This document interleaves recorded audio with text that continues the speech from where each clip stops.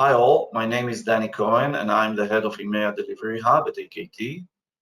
In this webinar, I'll focus on how to prepare and conduct a performance review configuration cycle. If you are the one preparing form templates for your upcoming performance review cycle, or you would like to familiarize yourself with the most common issues encountered when launching a review cycle, this webinar is for you.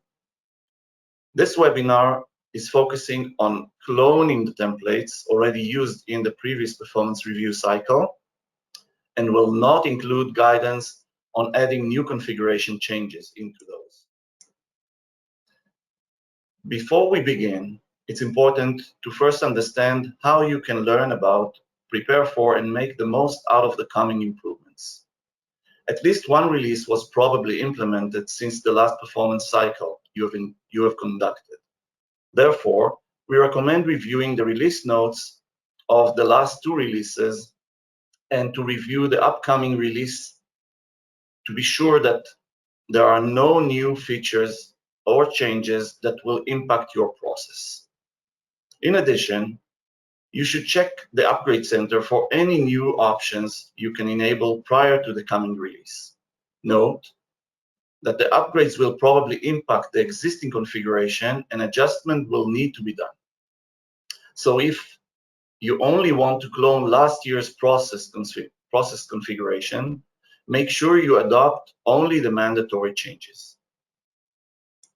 It is highly recommended to keep your production and test instances aligned by refreshing your test instance from your production instance every 6 months after you conducted the release review and adoption process. This way, you'll have greater chance of a successful cycle preparation.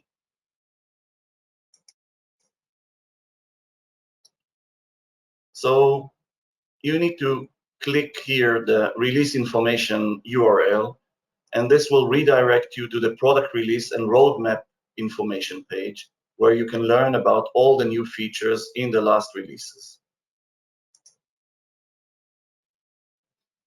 Some points to consider when preparing to the new cycle. First of all, allow enough time for configuring and testing the new cycle. We recommend to take at least 4 weeks for the entire preparations period. If you intend to include changes in the configuration, you will need at least 8 weeks for that. Second, document your results for future references, just in case you'll encounter issues during the process or after the process has been launched. It will be easier for you to understand the configuration and why have you taken decisions along the way. Third, please keep in mind that production and test are independent instances and are likely to become out of sync. Therefore, when you develop and test a template in your test instance, you cannot assume it will work the same in production. Please consider syncing your production and test environments before the cycle. This will ensure the testing will cover all issues as close as possible to production. And the last two topics regarding email notifications. Make sure that your test instance doesn't hold users with real email addresses. And prior to transferring the new configuration to production and performing the sanity testing in production, you should turn off email notifications that are not required or can produce notifications to users while testing. Before you import your new data into SuccessFactors, always be sure to make a backup export of the current data.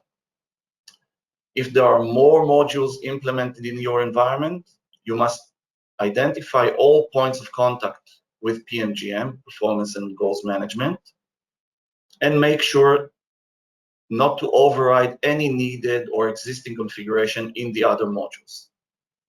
If during your cycle preparation, another module is being configured in parallel, alignment meetings should be performed.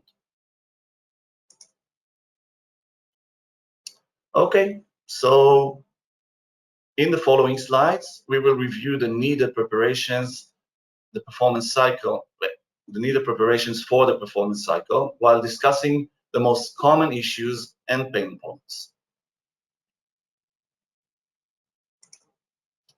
First up is the instance synchronization. As many months pass since the last time you worked on the templates, we'll always want to make sure we're working on the latest configuration version as the basis for the coming cycle. Therefore, as an initial step, we should transfer all relevant elements from production to the test environment. As mentioned before, we recommend to perform a full instance refresh from production to the test environment. Instance synchronization is a means of syncing only the configuration between the instances. This enables you to push current configuration from production to test, and later on in the process to push the new configuration you developed in the test environment back to production. For further information, you can use the link presented on screen right now in order to read the KBA from SAP. To avoid errors while synchronizing, you should always sync dependent artifacts at the same time, or sync parent dependencies prior to their dependence. For example, a performance form is a parent artifact of the following: rating scales, competencies, goal plan templates, route maps, and so on. Therefore, all of these artifacts should be synchronized before you synchronize the performance template. When syncing role-based permissions, you can choose exactly what permissions to transfer. Make sure that you are not transferring any permissions that are not related to the performance and goals management and are not ready yet to be transferred to production. Some elements should be transferred manually, as using the sync can lead to overriding existing and needed configuration in the target instance.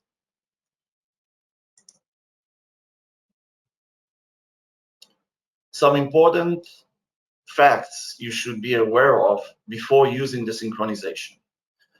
First of all, the sync is irreversible. Once done, there is no option to roll back. Do not synchronize artifacts that might be used by other modules. For example, families and roles, homepage configuration settings, and so on, as you can never know if another team is currently working on the same artifact. As mentioned before, alignment between the different module teams before starting the work and during the work is essential. Take extra measures when handling competencies. During the synchronization, the system will perform a comparison between the competencies in your test and production. The system will be comparing the GUID, locale, and library. In case one of these values is different, a new competency will be added to the target instance. Therefore, during a cycle, we recommend not to synchronize competencies. Manual updates should be used instead. When conducting the sync, you will be asked whether to override existing elements in the target instance or not. If you select override, the existing element will be replaced by the one you send from the source instance. If you select ignore option, a new set of artifacts will be created on the target instance. Let's focus for a moment on the goal plans. It is critical to know that each goal plan has a unique goal plan ID. When synchronizing from production to test, you should use the override option in order to have the same configuration in test as it is in production, using the same goal plan template IDs. When synchronizing from test to production later on in the process, you must first verify that the new goal plan ID that you are about to transfer doesn't already exist in production. If you want to create a brand new goal plan in production, you will first need to change the goal plan ID in test, making sure there is no matching goal plan ID like that in production. If you don't know how to do so, please contact SAP support or AKT to do it for you, since it's performed in the provisioning side. Once the instances are in sync, we can start preparing the basic artifacts like goal plans, route maps, rating scales, and competencies.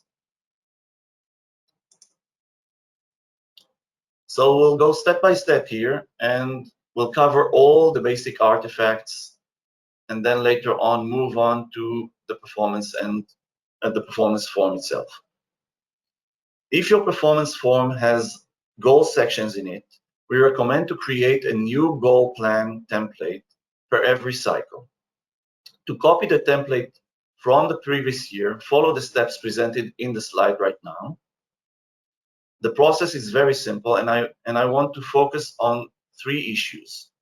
When performing the Save As action, the system will generate a new goal plan with the next available goal plan ID. Updating the default goal plan for returning users will reduce the number of support tickets regarding which goal plan to use, and will prevent users from accidentally entering the new year's goals in the wrong goal plan. And as indicated in option number 6, many times admin forget to grant the needed permissions to the new goal plan created, and the end users can't find the relevant goal plan in their goal modules. Make sure to add the new goal plan to the relevant permission roles. Please use the attached KBA for a more comprehensive admin guide to do so. Second step is related to the route map. We first want to create a new route map by cloning the existing one. A route map can be reused, but creating a new route map for the new form template can help avoiding problems in reporting and in future mass changes of forms. If using step dates and step exit reminders, make sure to update them as a part of the cloning process. As you can see on screen, I attached the following screenshot for those of you who are not familiar with what it means, what the step exit reminder feature means. You can see that you can allow a different message per every step. And in this case, a pop-up window will simply appear on the end user screen while transferring or while pushing the form one step forward.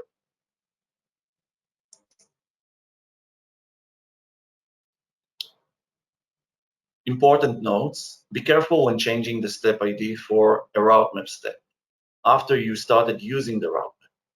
The entire form template permission, meaning section permission, action permission, and field permission, are based on the step ID. We recommend using a clear naming or numbering convention for the step IDs to simplify the permission setup. If you must add new steps or change an existing step ID, you will need to review the form permission again and sometimes redo the entire configuration and perform the testing from scratch. The next step is to copy the rating scale. The best practice is to never modify an existing rating scale. And when I say existing, it means that you've already used this rating scale in a process. So if you've already used the rating scale, don't ever change it afterwards. If if a new or a different rating scale is needed, it is always better to create a new one for your process and to indicate a clear name for that rating scale for further use.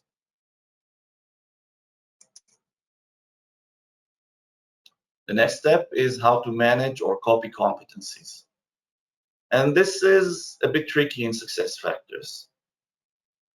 If there are competencies that you will not be using anymore as a result of a business requirement change, you should set them as hidden. Never delete a competency if it was already used, as historical forms still refer to these competency ID even after they have been completed. Deleting these competencies will cause errors when trying to access the form or running reports on old forms. Competencies in your test environment may have different IDs than those in your production instance. Therefore, hard-coded competencies that worked on your forms in your test environment may not work when the template is transferred to your production site. You might need to change the competency IDs manually in these forms after or while moving these forms from test to production. There are several common issues we encounter when using competencies in forms. In case you created new competencies and they don't appear in your form, please refer to the presented KBAs for reviewing this issue, for resolving this issue.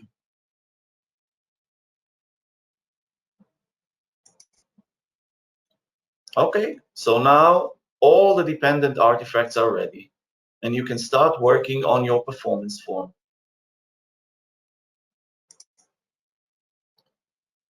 Start off by cloning last year's template. On screen, you can see the relevant presentation of the screen where you do that. That's the Manage Templates. You actually open last year's form in the test environment, and then click the Save As and create a new template for the coming year.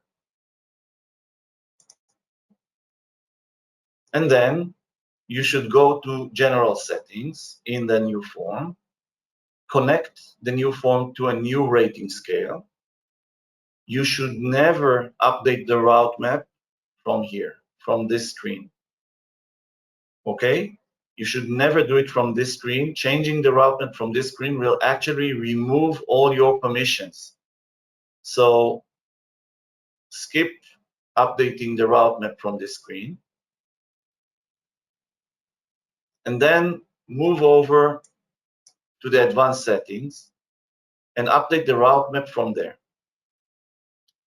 Click on Show Advanced Settings and update that if needed. And update the adjusted rating scale calculation if needed. In case rating scale was changed and you are using an adjusted rating scale, you will have to update the scale also in the template, in the new template. Otherwise, you will not see the new rating scale in your calculation. Don't forget to update your translations if you use additional languages.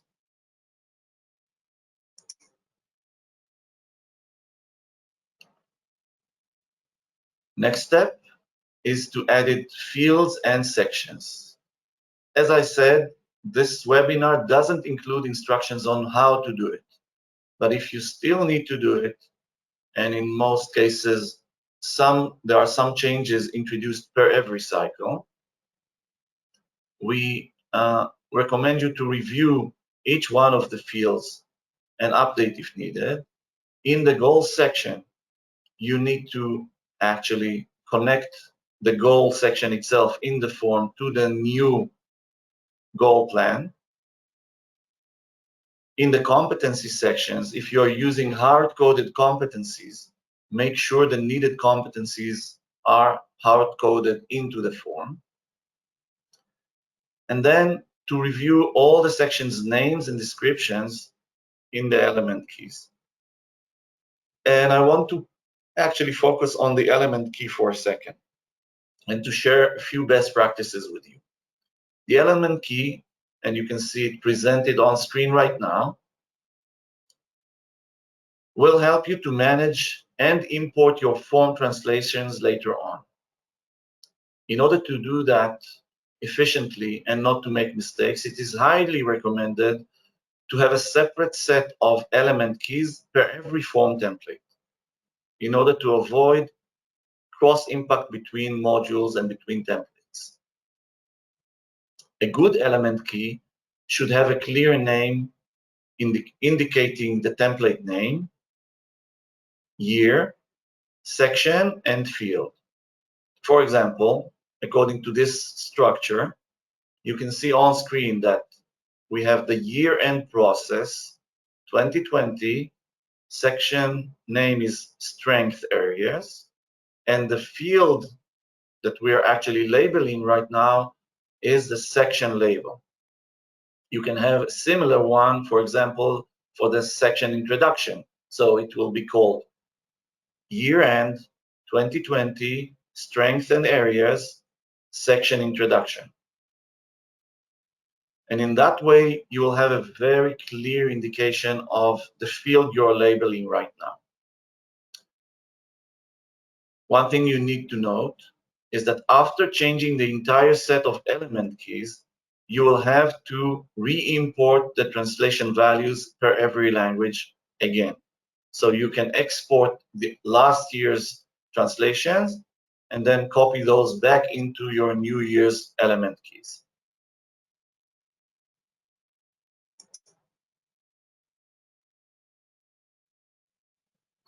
Step 6 is the form template settings. When you make a copy of the template, the form settings are not always automatically cloned. It is recommended to manually verify that the form template settings are exactly matching the old template settings. You can do that via the admin tools. In addition, this is your opportunity to relate to new features that were added or changed in the last year's release. Then, update the default dates for form creation, update the ask for feedback settings and dates, and update the route map. And this is where you should update the route map. Update the new route map and connect it to the new template. Again, just as a small disclaimer here, while we may provide recommendations for option settings, the fact is that we have so many options, and there is no absolute right or wrong solution here. We cannot provide definitive advice as to what is right for your business needs. For a complete admin guide, please review the following KBA presented on screen.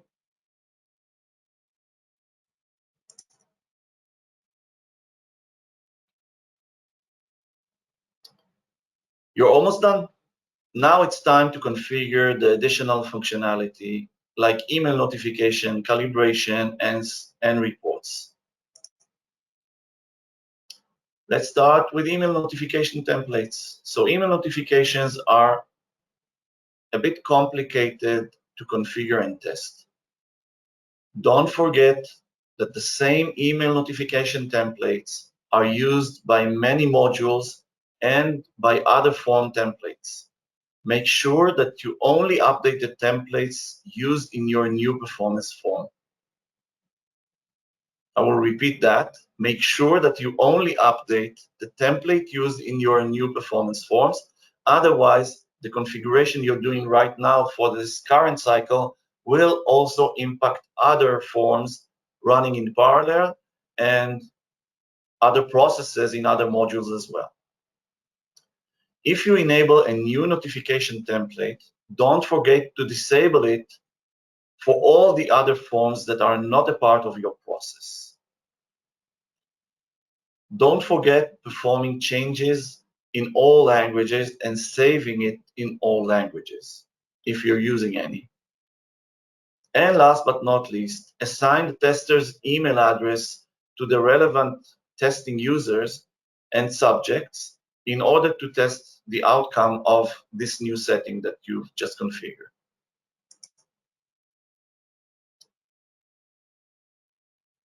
Here you can find screenshots of the email notification templates.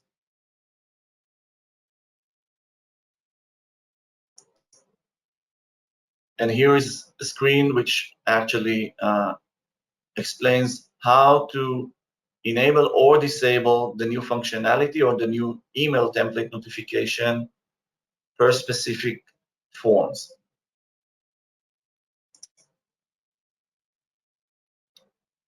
Step 8 is covering the calibration templates. Before you start, here are a few things that you should know.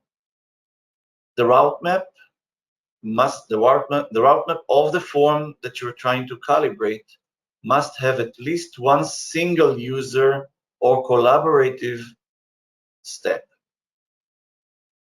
Iterative and signature steps are not supported in the calibration for calibration purposes. So if you want to calibrate rating in forms in specific steps, these steps must be either a single user step or a collaborative step.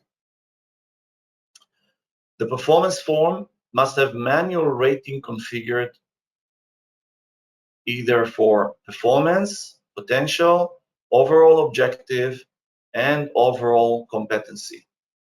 Without one of these fields, the calibration will not work. Manual rating will allow you to also drag and drop users within the calibration sessions. If the form is configured with only calculated rating, drag and drop functionality will be disabled. And if you need to edit the form directly from the calibration session, permissions may need to be adjusted accordingly. If the calibration session users are not directly involved in the route map, they may not have permissions to view or edit the necessary elements as requested. For a more detailed implementation guide, please use the following KBA presented on screen.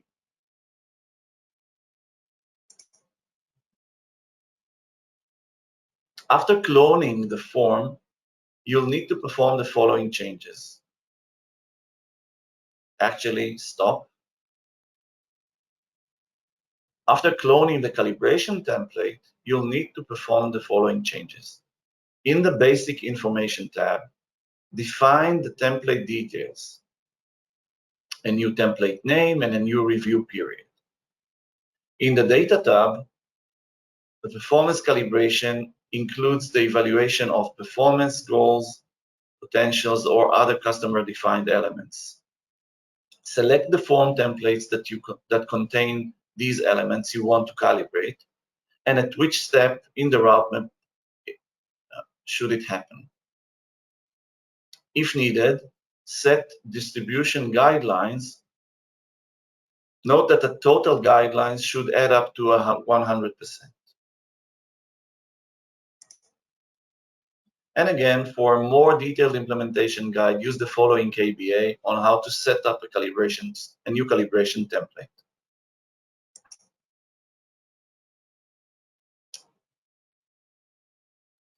Then, you might need to perform some changes in the calibration settings screen. When doing so, you need to be aware that calibration settings are mutual to all calibration templates. Therefore, if you change anything, you must coordinate any change with the other calibration stakeholders before performing it. And if you do change anything, you must perform thorough regression testing scenarios, including, again, the new or the additional stakeholders that were impacted by this change. And the last topic you need to address is the analytics of the new performance cycle. Based on the assumption you already have all the reports you need, you'll just need to configure the new process as a default source for the existing reports. First, you'll need to create a new process in the processes and forms screen and to define it as a default process.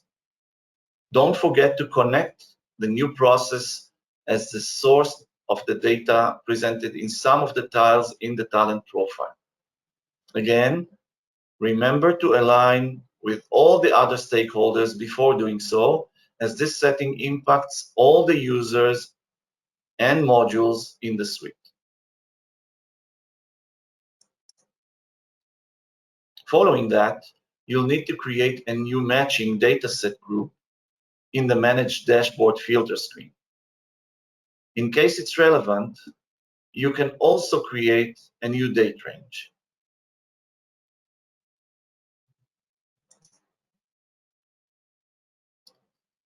And now you'll need to update the new settings and save the reports. Saving the report will change the settings for all the end users who have access to this report, unless they've already changed the dataset filter in the past. You'll need to train these end users to validate their dataset filter settings prior to using these reports.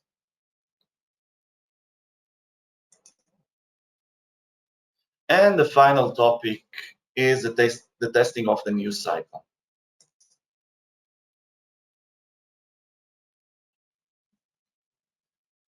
Actually, this is the most critical part of the cycle preparation. We advise you to use the original test scripts provided to you by the AKT implementation team to fine-tune it and run the entire set of scenarios one by one. Even if you only cloned your process without introducing changes into the form's logic or structure, testing is still essential. By accident, some of the content and links will redirect you to the old year's content. Therefore, you must verify everything, even if it's just a cloning action. In order to do so, you need to launch and route forms through each and every step of the route map. And while doing so, check the forms from each user's perspective. It's not enough only to run through the stakeholder or the step holder currently performing the process. You also need to pause for a second and to actually try to review the form by proxying to other users while the form is in every step in the route itself. Make sure to complete enough test forms to evaluate a variety of users and conditions representing the most common business scenarios. Check the content of each section. For example, in a goal section, are the appropriate goals pulled into the goal section? Are all core competencies pulled to the competency section? Are the correct competencies pulled into the role-specific competency section? And one last tip, when you're testing, use a different rating and comment per every section and per every role, so you'll be able to differentiate between the different testers.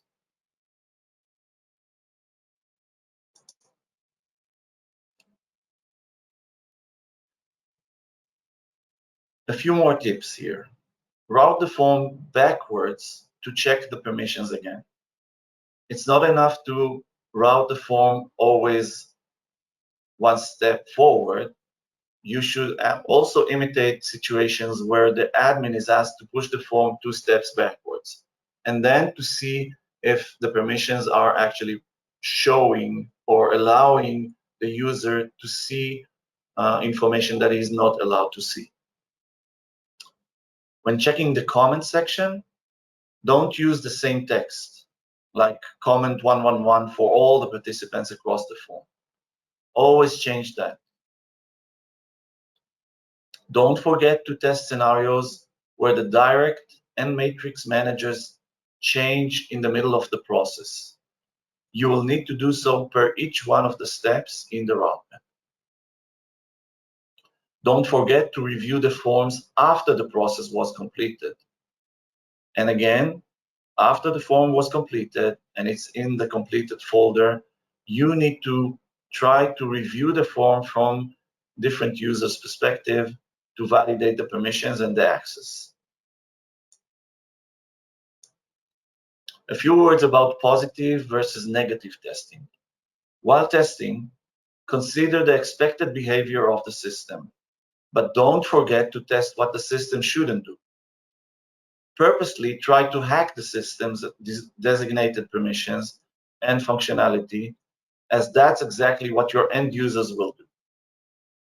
Don't forget to run the entire process in each language, as some of the content depends on the translation configuration. And I want to pause here for a second. If you created new competencies and you forgot to translate those to the relevant languages, if you launch the form, some of these competencies will be missing in the form of the relevant employee using it in different languages. So you must perform the entire tests in all the languages in order to make sure that the content is actually introduced in the form itself. Test emails and routing notifications for all users and steps in the process. Confirm that the appropriate emails are received by the intended recipients at each step or action. Make sure emails are not sent to unintended recipients. Make sure to cover all languages in this testing. Validate if the links or URLs are working as expected. If you actually added a URL within one of the email templates, make sure that clicking this URL will actually work and it's not a broken link. If you're using deep links, make sure that they are not blocked by the SSO settings of your company. And don't skip the testing of other components such as reporting or calibration to make sure the expected data is pulled into those.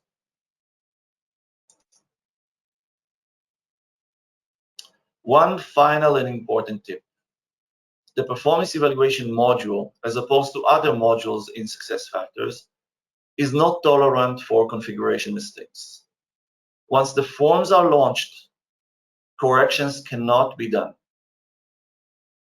So you have to thoroughly test everything before you launch the forms. Otherwise, there will be situations where you have configuration mistakes in the process where you cannot change or undo.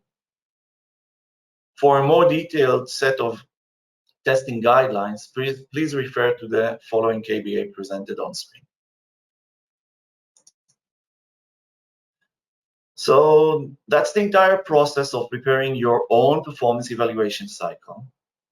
Here are some useful references to assist you in the process.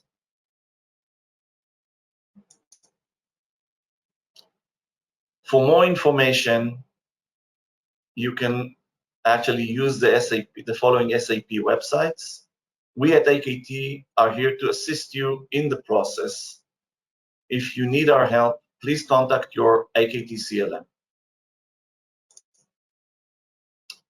Thank you for listening and have a great day.